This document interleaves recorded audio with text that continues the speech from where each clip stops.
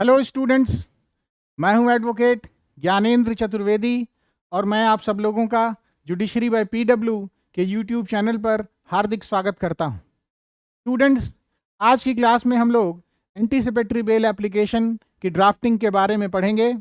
पिछली क्लासेस की तरह इस क्लास में भी हम लोग ड्राफ्ट को इंग्लिश और हिंदी दोनों ही भाषाओं में डिस्कस करेंगे। आगे बढ़ने से पहले मैं आप सब लोगों को बताना चाहूँगा कि जुडिशरी बाय पीडब्ल्यू आप सब लोगों के लिए लेकर आया है प्रतिभा बैच, जो लीगल ड्राफ्टिंग, एडवोकेसी, एथिक्स और लीगल रिसर्च को टारगेट करता है।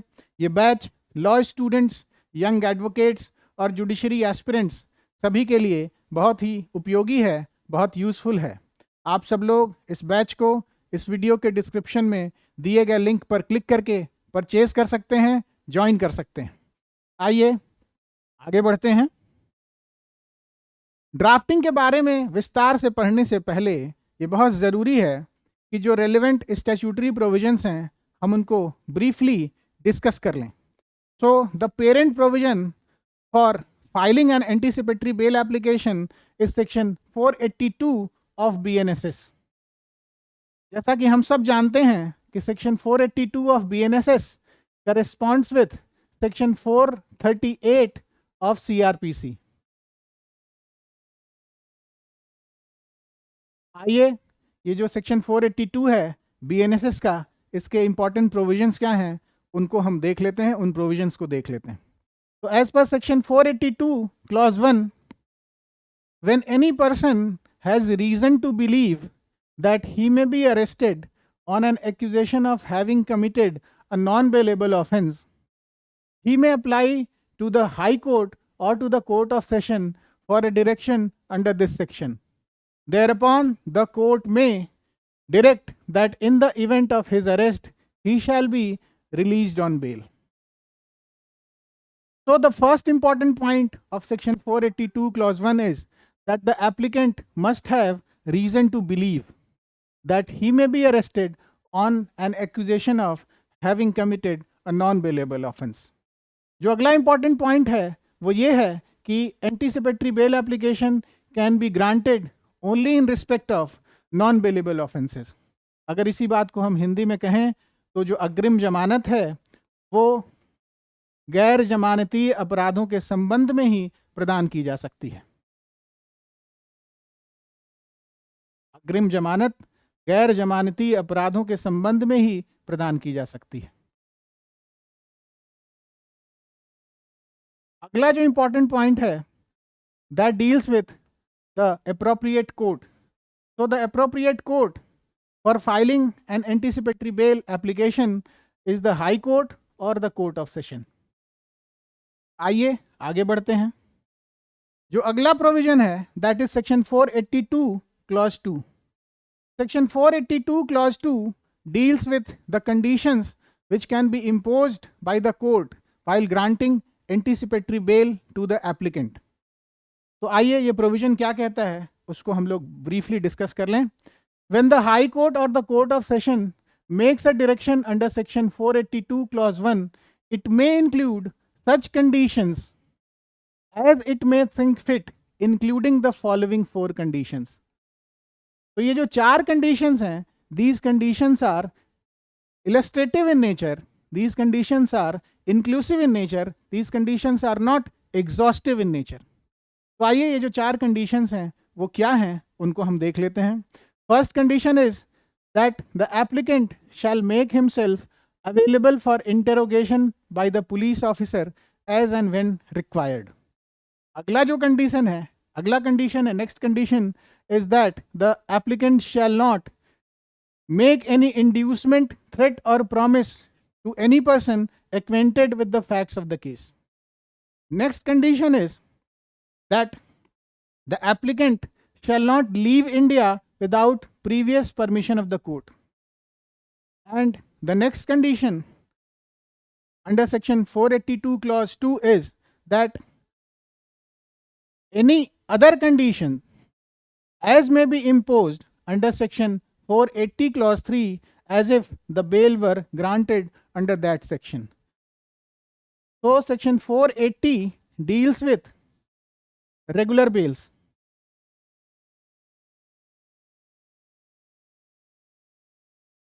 So any other condition which may be imposed under section 480 clause 3 can also be imposed by the court while granting anticipatory bail application to the applicant. क्योंकि यहाँ section 480 clause 3 का reference दिया गया है, so it is important that we also discuss briefly the essentials of section 480 clause 3. So section 480 clause 3 provides for imposition of following conditions on a person seeking regular bail. क्या है वो condition? पहली condition ये है कि the applicant shall attend in accordance with the conditions of the bond executed under chapter 15 of BNSS. अगला जो condition है, that is the applicant shall not commit any similar offense. Next condition is the applicant shall not directly or indirectly make any inducement, threat or promise to any person acquainted with the facts of the case. And the last condition is residuary in nature, that says any other condition as the court considers necessary in the interest of justice. आइए आगे बढ़ते हैं. अगला जो provision है, that is section 482 clause 3.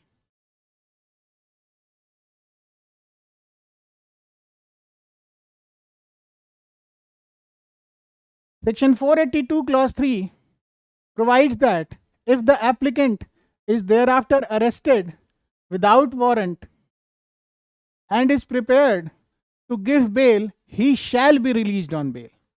So this provision that he shall be released on bail is mandatory in nature. It also provides that if a magistrate taking cognizance of the offense decides that a warrant should be issued in the first instance, he shall issue a bailable warrant in conformity with the directions of the court under section 482 clause 1. अगला जो provision है, that is section 482 clause 4, and as per this provision, anticipatory bail is not available for offences under section 65 and section 70 clause 2 of BNS. And section 65 and section 70 of BNS respectively deal with the offences of rape and gang rape. So these are the important provisions which have to be kept in mind while drafting an effective anticipatory bail application. इसके साथ ही साथ ये भी बहुत ज़रूरी है कि जो important points हैं, कुछ जो important points हैं, उनको भी हम ध्यान में रखें while drafting an anticipatory bail application. तो वो important points क्या हैं, आइए हम उनको भी बहुत ही briefly discuss कर लेते हैं. So the first point is deals with the title and jurisdiction. So the title page of the bail application must be very clear, specifically in respect of two things, specifically in respect of two aspects. पहला जो है, जो the court to which the bail application is being made must be mentioned very clearly. साथ ही साथ the application must also be titled properly. For example, title कुछ ऐसा हो सकता है कि anticipatory bail application under section 482 of BNSS. उसके बाद जो अगला point है, that deals with the details of the parties and the details of the FIR. अगर FIR हुई है तो FIR की डिटेल और साथ ही साथ जो पार्टीज हैं उनकी डिटेल. तो पार्टीज में नेम ऑफ द एप्लीकेंट, उसका पेरेंटेज, उसकी एज, उसका complete address along with the police station and the name of the district और name of the respondent. Respondent जैसा कि हम सब जानते हैं किसी भी क्रिमिनल केस में स्टेट होता है, तो कौन सा स्टेट है, whether for example whether it is state of UP और state of MP etcetera, that has also to be mentioned. और साथ ही साथ अगर FIR हुई है तो FIR की सारी डिटेल्स जो की डिटेल्स हैं, जैसे कि FIR नंबर, उसका डेट, किस पुलिस स्टेशन में FIR लॉन्च हुई है और साथ ही साथ कौन कौन से सेक्शंस इन्वोक किए गए हैं. उसके बाद जो ब्रीफ प्रोसिक्यूशन स्टोरी है, that has also to be stated. So the allegations made in the FIR have to be stated in a brief manner, in a summarized manner. और जो informant का version है, that has also to be stated briefly, and the nature of the alleged offense has also to be stated in the anticipatory bail application. अगला जो point है, that deals with apprehension of arrest. ये clearly applicant को बताना होगा with reasons that he has reasonable apprehension of arrest, और साथ ही साथ ये भी बताना चाहिए कि he is willing to cooperate with the investigation. अब इसके बाद जो अगला इंपॉर्टेंट पॉइंट है वो ये है कि arguments which show mala fide intention on the part of the informant, those argument must also be articulated in the anticipatory bail application. और अगर कोई पेंडिंग डिस्प्यूट है, जैसे कि मैट्रिमोनियल डिस्प्यूट है, कोई प्रॉपर्टी डिस्प्यूट है, कोई सिविल डिस्प्यूट है, तो उसका भी रेफरेंस देना चाहिए. और साथ ही साथ ये भी बताना चाहिए कि the informant is misusing the criminal law. अगर ऐसी कोई बात है, अगर कोई ऐसा फैक्ट है जिससे ये पता चलता है कि the informant is misusing the criminal law, then that is also required to be stated in the anticipatory bail application. साथ ही साथ जो नेचर ऑफ एलिगेशन है उस पर भी हिट करने की ज़रूरत है. ये बताना होगा कि allegations are general in nature, they are omnibus in nature, specific details नहीं है एलिगेशंस में. ये सारी डिटेल्स भी, ये सारी चीज़ें भी मेंशन करना होगा एंटीसिपेटरी बेल एप्लीकेशन. और जो काउंटर नैरेटिव है और सपोर्टिंग एविडेंस है एप्लीकेंट के बिहाफ पे, उसको भी बताना पड़ेगा एंटीसिपेटरी बेल एप्लीकेशन में.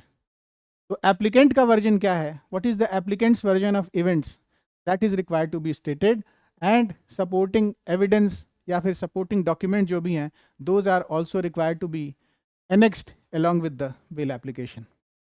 और साथ ही साथ एक और बहुत इंपॉर्टेंट पॉइंट है, वो ये है कि declaration regarding previous bail application must also be made, weather it is the first bail application. अगर ये फर्स्ट बेल एप्लीकेशन है तो ये बताना पड़ेगा कोर्ट को, और अगर if any other bail application has been filed previously, then that is also required to be stated in the bail application. और साथ ही साथ लास्ट में जो प्रेयर क्लॉज है वो भी ये इंश्योर करना होगा एप्लीकेंट को कि जो प्रेयर क्लॉज है that is very clear in nature.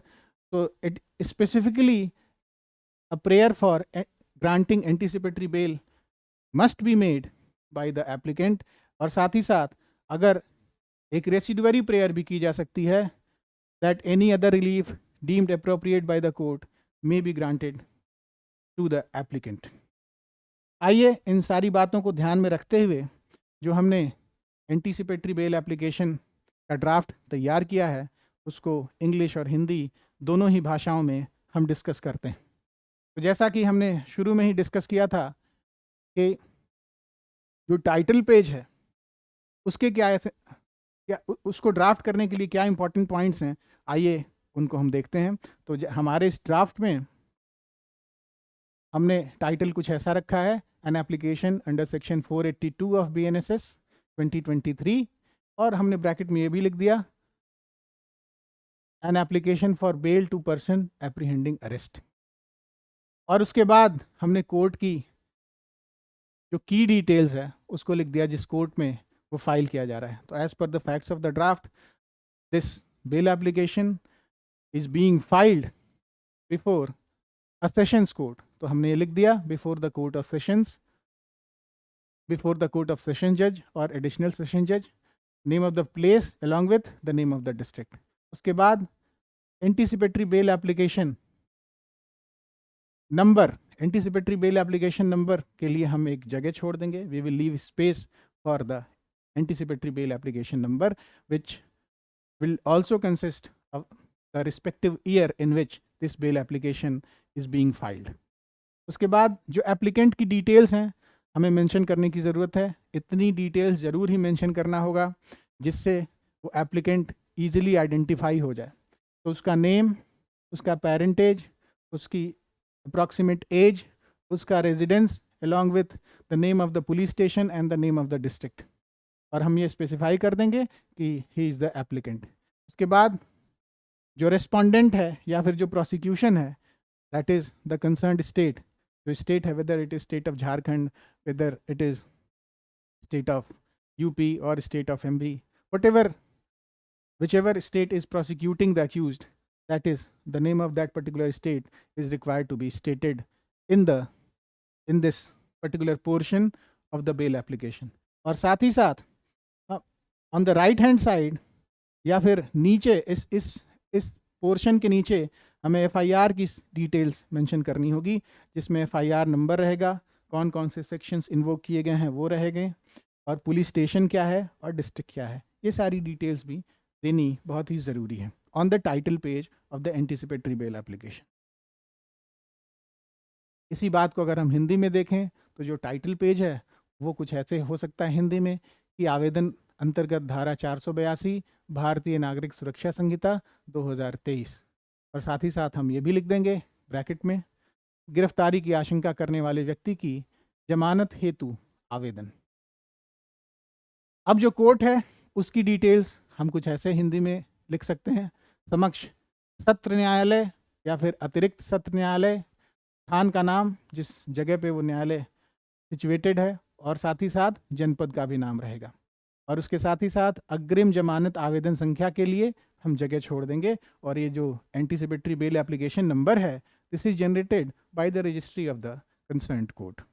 उसके बाद आवेदक जो है, जो अभियुक्त भी है, उसकी सारी डिटेल्स मेंशन करनी होंगी, उसका इतना विवरण तो अवश्य ही देना होगा जिससे उसकी आसानी से पहचान हो सके। तो उसमें आवेदक का नाम, उसका पेरेंटेज, उसकी लगभग उम्र कितनी है, वो किस स्थान का निवासी है, और वो उसका कंप्लीट एड्रेस, पूरा उसका पता, जिसमें थाना और जनपद का नाम भी शामिल होगा। साथ ही साथ जो अभियोजन है वो इज़ ऑल्सो द रेस्पोंडेंट को हम हिंदी में प्रतिपक्षी कहते हैं, तो उसकी डिटेल्स वो मेंशन करना होगा कि weather it is state of UP और झारखंड, तो कुछ ऐसे हो सकता है उत्तर प्रदेश राज्य, बिहार राज्य, या फिर झारखंड राज्य, मध्य प्रदेश राज्य, जो भी एप्लीकेबल फैक्ट हैं उनको हमें मेंशन करना होगा यहाँ पे। जो प्रोसिक्यूशन की जो डिटेल्स हैं those are required to be stated. Prosecution is the state who is the respondent in this bail application. और इसके साथ ही साथ एफआईआर की डिटेल्स भी हमें मेंशन करनी होगी, तो उसमें हमें प्राथमिकी संख्या, किन धाराओं में ये एफआईआर पंजीकृत हुई है, प्राथमिकी पंजीकृत हुई है, किस थाने में हुई है, और कौन सा जनपद है। प्राथमिकी को हिंदी में हम प्रथम सूचना रिपोर्ट भी कहते हैं, तो प्राथमिकी संख्या भी कहा जा सकता है और प्रथम सूचना रिपोर्ट संख्या भी कहा जा सकता है।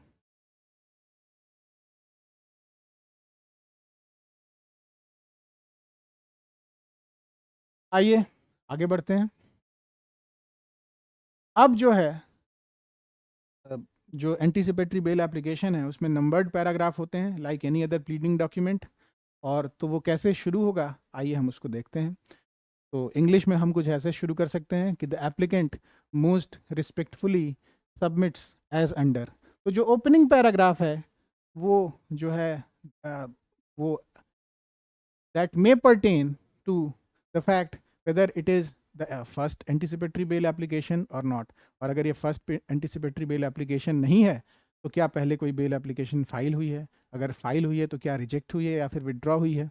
तो ये सारी चीज़ों को बताना पड़ेगा ओपनिंग पैराग्राफ में ही या फिर बिल्कुल शुरू में ही, जो बॉडी ऑफ द एप्लीकेशन है उसके बिल्कुल शुरुआत में ही इन चीज़ों को बताना होगा। तो हमारे ड्राफ्ट के हिसाब से ओपनिंग पैराग्राफ है, जो फर्स्ट पैराग्राफ है, उसमें ही ये चीज़ बता दी गई है। तो आइए इसको हम देख लेते हैं कैसे लिखा जा सकता है। Declaration regarding previous bail application. So that this is the first anticipatory bail application filed by the applicant in the above noted case.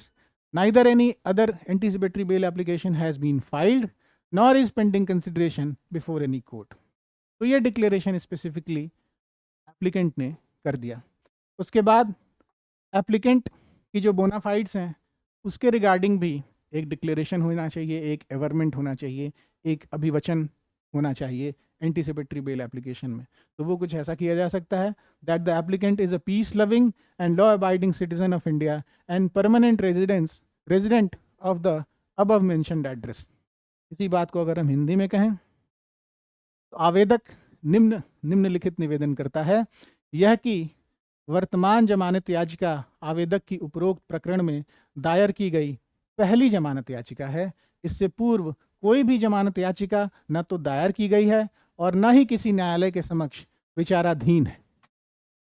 उसके बाद जो बोनाफाइड शो करने की जो गवर्नमेंट है, बोनाफाइड शो करने का जो अभिवचन है, उसको कुछ ऐसे लिखा जा सकता है हिंदी में, यह कि आवेदक एक शांतिप्रिय एवं विधि आबद्ध भारतीय नागरिक है तथा उपर्युक्त पते का स्थायी निवासी है। तो शांतिप्रिय का मतलब पीस लविंग, और विधि आबद्ध ये थोड़ा सा टेक्निकल लगता है सुनने में, तो इसीलिए मैं इसको स्पेसिफिकली पॉइंट आउट कर रहा हूँ। और इसका जो इंग्लिश टर्मिनोलॉजी है वो मैं यहाँ लिख दे रहा हूँ। विधि आबद्ध का मतलब लॉ अबाइडिंग, लॉ अबाइडिंग। आगे देखते हैं। अब जो है एक पैराग्राफ में या फिर कुछ पैराग्राफ्स में ये बताना होगा कि कैसे एप्लीकेंट को रीजनेबल एप्रीहेंशन है। तो उसमें एक स्टेटमेंट होगा that the applicant reasonably apprehends his arrest, और arrest in respect of which offence, अगर कोई FIR हुई है तो उसकी सारी डिटेल्स देनी होंगी, और साथ ही साथ ये भी बताना होगा along with reason how that particular apprehension is reasonable in nature। तो ये जो पर्टिकुलर पार्ट है एंटीसिपेटरी बेल एप्लीकेशन का, ये कुछ ऐसे डील किया जा सकता है जैसे हमने इस पैराग्राफ में डील किया है। आइए इस पैराग्राफ को देखते हैं। That the applicant apprehends his arrest in connection with FIR number so and so, dated so and so, lodged by wife of the applicant Mrs. so and so, daughter of so and so, aged about so and so years, resident of such and such place, along with the name of the police station and district, for short the informant at police station so and so। तो हमने ये बता दिया कि applicant, हमने ये बता दिया कि applicant apprehends his arrest in connection with such and such FIR number, और उसकी डिटेल दे दी जिसमें जो है FIR का नंबर है, उसका डेट क्या है, इन्फॉर्मेंट की डिटेल क्या है, और कौन कौन से सेक्शंस इन्वोक किए गए।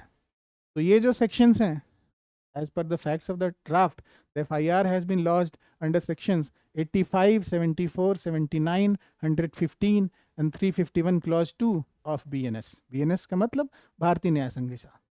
अब क्या एलिगेशन है, इसको भी बहुत ही ब्रीफली जो है, जो इन्फॉर्मेंट का वर्जन है जो, या फिर FIR में जो वर्जन है, उसको बहुत ही ब्रीफली स्टेट कर देना है। तो ये कुछ ऐसे किया जा सकता है। It has been alleged inter alia in the FIR that the applicant subjected the informant to mental and physical cruelty over demands for additional dowry, including pressure to bring rupees such and such in cash from her parental home. It has further been alleged that on such and such date of the incident has to be specified, the informant was slapped and pushed by the applicant out of her matrimonial house, and copy of the aforesaid FIR is annexed herewith as such and such annexure number। तो हमने जो है ये लिख दिया कि reasonably इस FIR के संबंध में वो जो है एप्रीहेंड करता है अपना अरेस्ट, और FIR में क्या वर्जन है, क्या एलिगेशंस हैं, उनको भी बहुत ही समराइज तरीके से, बहुत ही क्लियर तरीके से इस पैराग्राफ में मेंशन कर दिया। ये जो पर्टिकुलर पार्ट है, ये कुछ एक पैराग्राफ का भी हो सकता है या कुछ पैराग्राफ्स का भी। आइए इसी बात को अगर हम हिंदी में देखें तो हिंदी में कुछ ऐसे कहा जा सकता है, यह कि आवेदक को प्राथमिकी संख्या दिनांकित इतने के संबंध में स्वयं की गिरफ्तारी की आशंका है, जो आवेदक की पत्नी श्रीमती सो एंड सो, पुत्री सो एंड सो, उम्र लगभग इतने, वर्ष इतने, निवासिनी इस स्थान की, जिसमें थाना और जनपद भी शामिल रहेंगे, संक्षेप में जिन्हें सूचना कर्त्री कहा गया है, द्वारा भारतीय न्याय संहिता 2023 की धारा 85, 74, 79, 115 और तो 351(2) के अंतर्गत थाना इतने में पंजीकृत की गई है।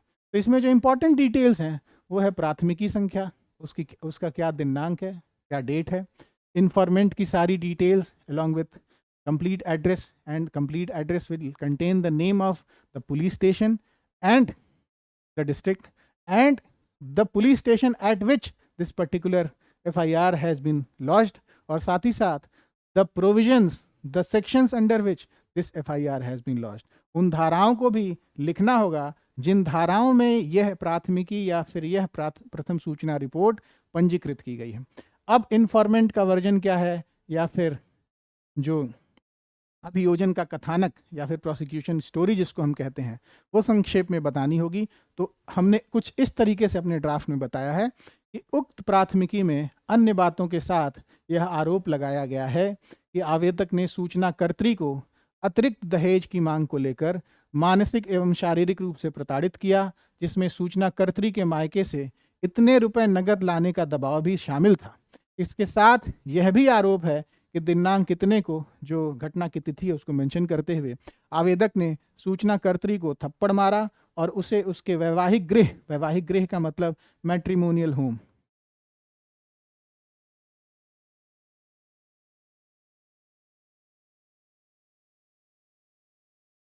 से धक्का देकर बाहर निकाल दिया. उपरोक्त प्राथमिकी की प्रति इस आवेदन के साथ संलग्न इतने के रूप में संलग्न है.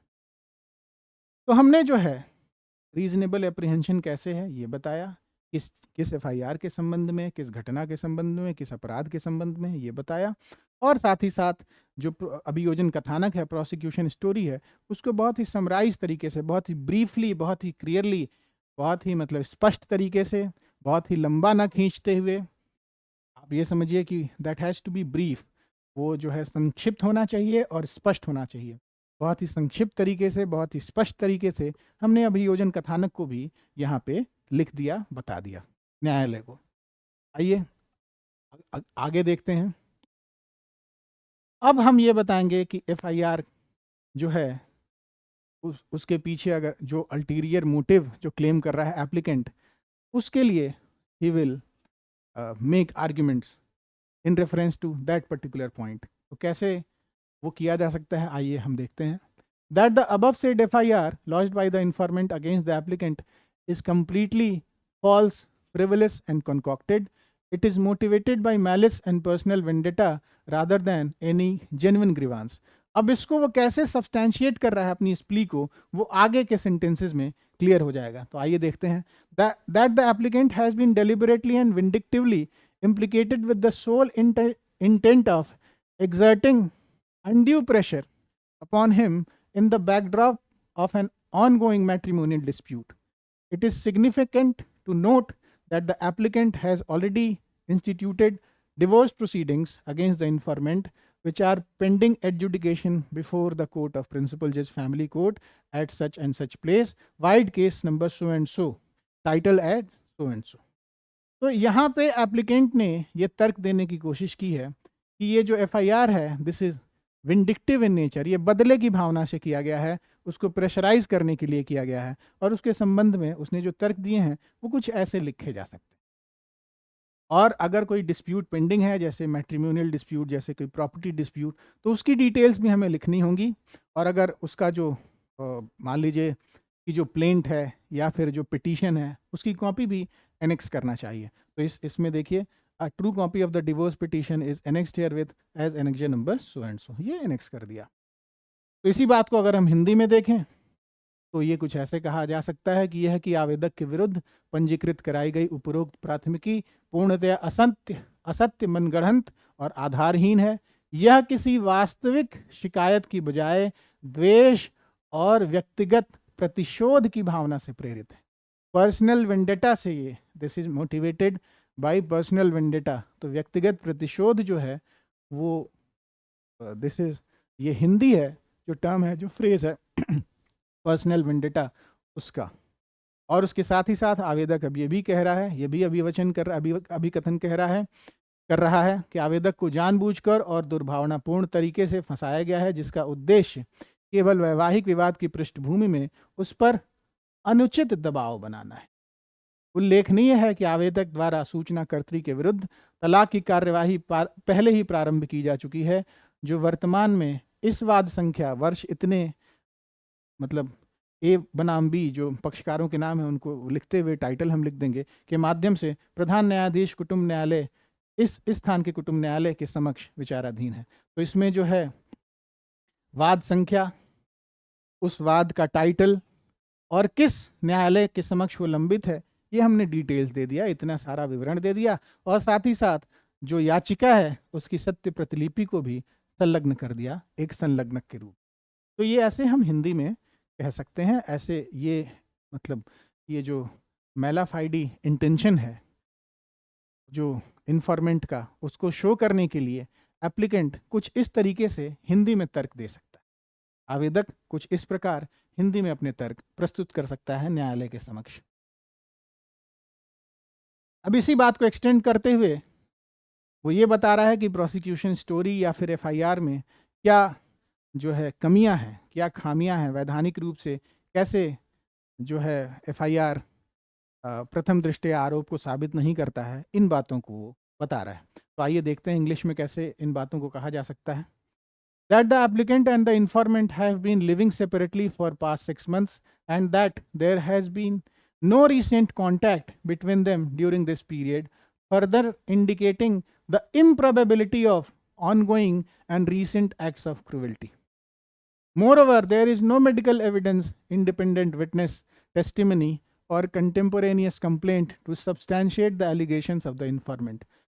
अब इन बातों से ये पता चलता है, ऐसा तर्क है एप्लीकेंट का कि that the FIR is devoid of any credible material and fails to establish a prima facie case against the applicant under such and such section.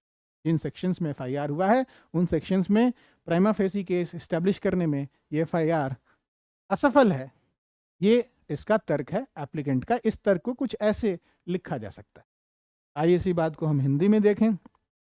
तो हम हिंदी में इसी तर्क को कुछ ऐसे कह सकते हैं कि यह कि आवेदक और सूचनाकर्त्री पिछले 6 माह से एक दूसरे से अलग रह रहे हैं और इस समय अवधि के दौरान उनके बीच कोई संपर्क नहीं हुआ है, जिससे हाल ही में या निरंतर किसी प्रकार की क्रूरता का आरोप अनधिसंभाव्य प्रतीत होता है। अब ये अनधिसंभाव्य जो है ये बड़ा टेक्निकल लग रहा होगा सुनने में, लेकिन यही लीगल ग्लॉसरी के हिसाब से टर्म है जिसको यूज किया जाना चाहिए। विधि शब्दावली के अनुसार यही टर्म है जिसको यूज किया जाना चाहिए। और ये जो वर्ड है इम्प्रोबेबल, उसकी हिंदी है ये अनधिसंभाव्य, और प्रोबेबल की हिंदी होती है, हालांकि वो टर्म यूज नहीं है, लेकिन चूंकि दोनों ही टर्म्स इंटर रिलेटेड हैं इसलिए मैं उसको भी बता देता हूँ। प्रोबेबल को कहते हैं अधिसंभाव्य।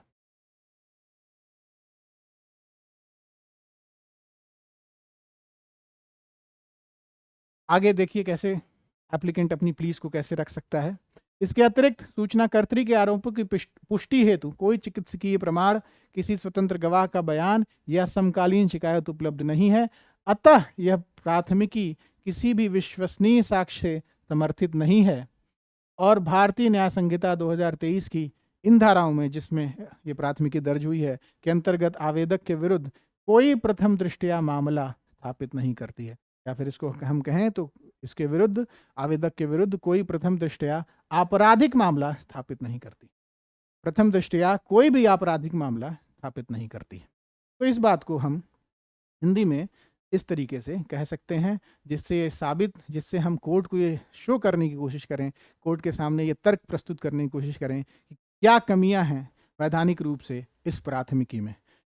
What are the deficiencies in this जो है इन दिस एफआईआर। कैसे हम ये साबित कर सकते हैं कि ये जो एफआईआर है this is actuated by malice and this FIR contains omnibus and general allegations, या फिर this FIR is not supported by any credible evidence. तो उसके संबंध में ये जो पैराग्राफ हैं 5 और 6 हमने लिखा है, और ये in reference to these pleas number of paragraphs can also be increased depending upon the facts and circumstances of a particular case. अब जो कुछ स्पेसिफिक एवरमेंट है वो देना होगा। पहले ये बताना होगा कि क्या एप्लीकेंट का कोई जो है क्रिमिनल एंटीसीडेंट है। तो as per the facts of the draft, in this draft the applicant has no criminal antecedent, तो जब कोई क्रिमिनल एंटीसीडेंट नहीं है तो इसके रिगार्डिंग भी हमें एक स्पेसिफिक एवरमेंट करना होगा। तो वो कैसे किया जा सकता है, आइए देखते हैं। That the applicant has no criminal antecedent and is a responsible citizen with deep roots in society, his arrest would cause irreparable harm to his reputation, career and family. What shall be the impact of an illegal arrest? ये भी वो बताने की कोशिश कर रहा है इस प्ली में, इस पैराग्राफ में। अब साथ ही साथ वो फिर से एक ये एवरमेंट कर सकता है that the applicant apprehends that he may be arrested in pursuance of the aforesaid false and fictitious FIR। साथ ही साथ ये भी अभिवचन करना होगा कि that the applicant is ready to abide by any condition imposed by this honorable court for the grant of anticipatory bail। उसने declaration दिया कि जो भी कंडीशन होगी उससे I would abide by those conditions and I don't have any criminal antecedent। उसके regarding भी that the applicant does not have any criminal antecedent, this particular averment has also been made in this application, anticipatory bail application, in the draft anticipatory bail application. इसी बात को अगर हम हिंदी में देखें तो इस बात को हिंदी में ऐसे कहा जा सकता है कि यह कि आवेदक का कोई भी आपराधिक पूर्ववृत्त नहीं है। तो ये भी देखिए बड़ा टेक्निकल टर्म है, इसलिए मैं इसको हाईलाइट कर रहा हूँ। आपराधिक पूर्ववृत्त का मतलब है क्रिमिनल एंटीसीडेंट।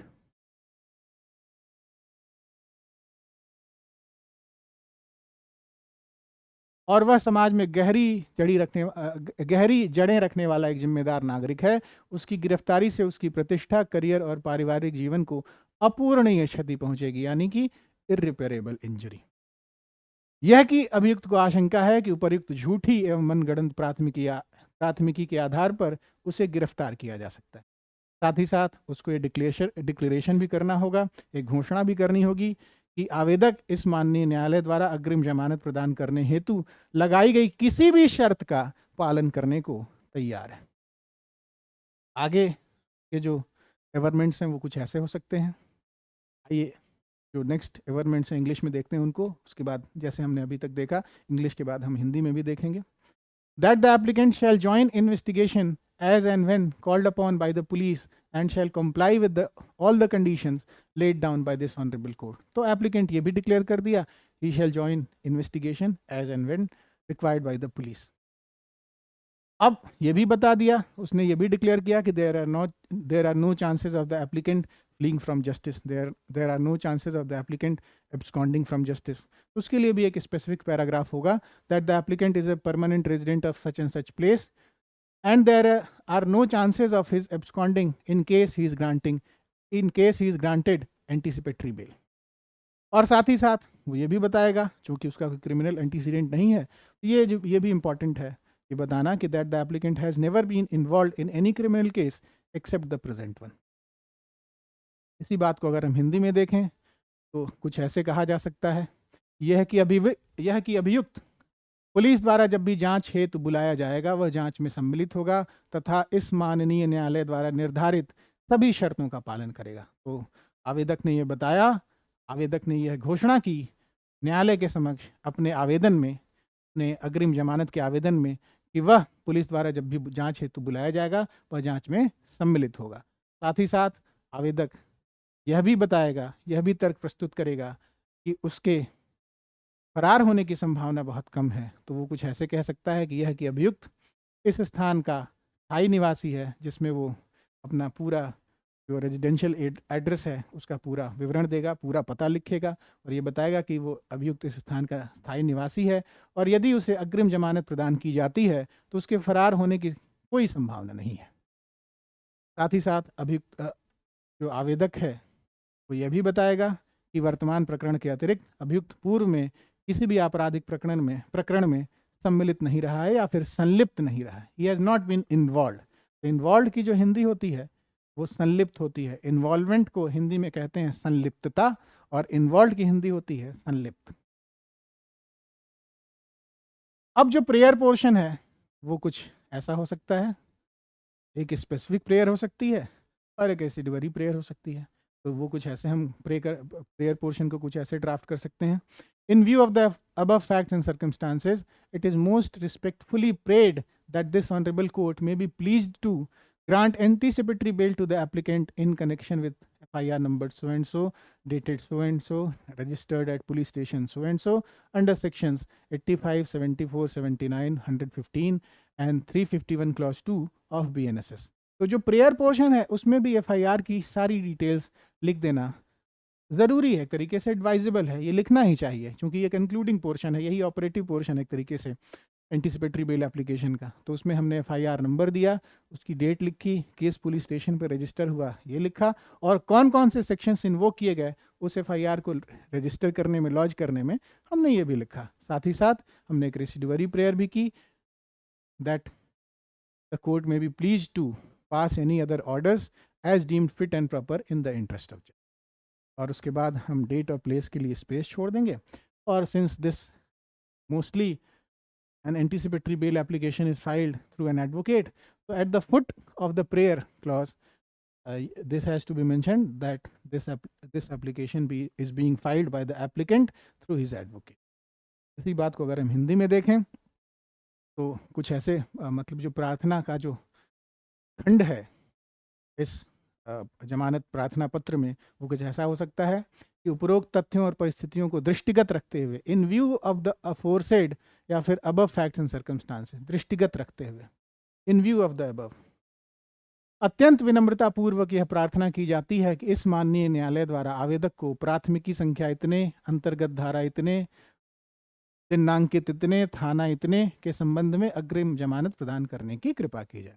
तो हमने जो है जो प्रार्थना की उसमें प्राथमिकी की संख्या, कौन कौन सी धाराओं में वो पंजीकृत हुआ था वो लिखा, प्राथमिकी की संख्या लिखी, किस दिनांक को पंजीकृत किया गया वो लिखा, और किस थाने में पंजीकृत किया गया ये लिखा। इससे ये प्राथमिकी जो है ईजिली आइडेंटिफाई हो जाएगी, आसानी से इसकी पहचान की जा सकती है। और साथ ही साथ एक रेसिडुअरी प्रेयर भी हमने कर दिया कि न्याय हित में अन्य कोई आदेश पारित करने की कृपा की जाए जिसे यह माननीय न्यायालय उपयुक्त और उचित समझे। और जैसे इंग्लिश वाले पोर्शन में किया था, हमने स्थान, प्लेस और डेट, तो स्थान और दिनांक के लिए हम जगह छोड़ देंगे और ये यहाँ पे लिख देंगे कि आवेदक द्वारा अधिवक्ता। So this concludes today's class which was focused upon the drafting of an anticipatory bail application. आशा है पिछली क्लासेस की तरह आप सब लोगों को ये क्लास भी इंफॉर्मेटिव लगी होगी। अगर आप सब लोगों को ये क्लास पसंद आई हो तो प्लीज़ वीडियो को लाइक और शेयर करें और चैनल को सब्सक्राइब करें। जय हिंद।